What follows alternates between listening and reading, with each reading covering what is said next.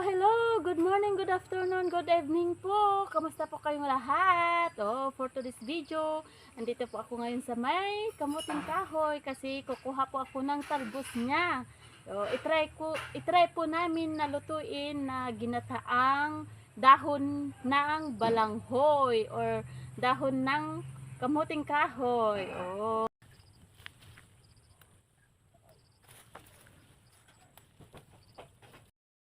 Ito na po, nakakuha na po ako ng talbos ng kamuting kahoy. Tara, let's go! Prepare po natin at lutuin ko na. Ito na po, tanggalin ko na po to. Itong dahon lang ang tanggalin, ganyan. Tapos ito, wag nang isali. Ito lang po yung pwede. Diba? May copy ako kasi hindi ko talaga alam to. For the first time na lutuin namin. Kaya nag-take note ako, nanood po ako ng YouTube. Andito po lahat yung mga step by step niya. Ito daw, tanggalin daw ito. Ganito lang, ganyan. Nahugasan ko na po to. Don't worry. Malinis na po. Siyempre, hiwain. Pero ito, huwag kong isali. Yan. Yun lang, hiwa.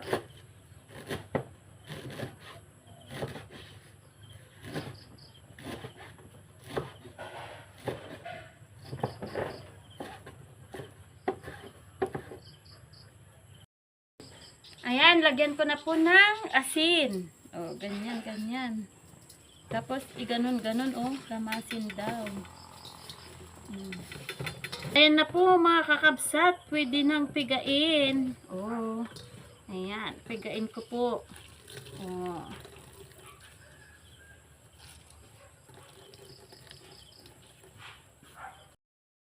Ayan, hugasan ko po para matanggal yung kanya. Sobrang asin niya na nailagay. Ganyan lang. Tapos pigain ulit. Ganyan. Tsaka ko pigain. Ayan, ito lang po, Ganun ko po, Ayan.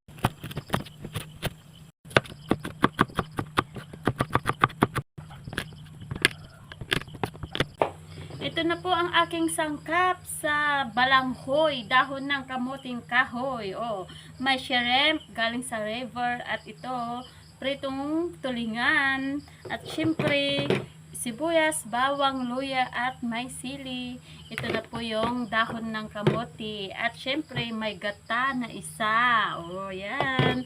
Thank you pala kay Brother Bunny at Sister Gina. Bigay po nila itong shrimp. Palagi po silang nagbibigay ng shrimp. Thank you so much. Diba? Ito po yung unang piga ng gata. Ilagay ko na po yung luya, bawang, sibuyas, yan. Siyempre, tamang halo-halo. Ganyan lang. Yan po, ilagay ko na po yung shrimp. At siyempre, yung dalawang tulingan.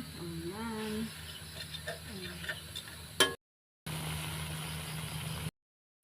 Lagyan ko po ng paminta.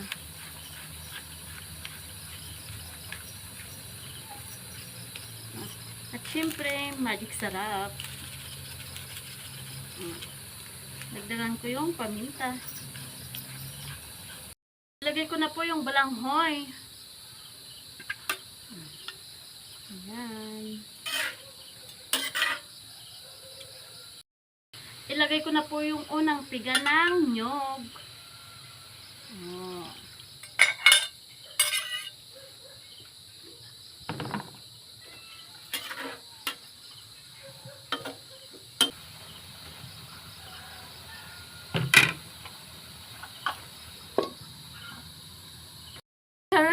Luto na po ang dahon ng kamuting kahoy. Ginataan. Tikman ko nga kung masarap. Tikim lang. Wow.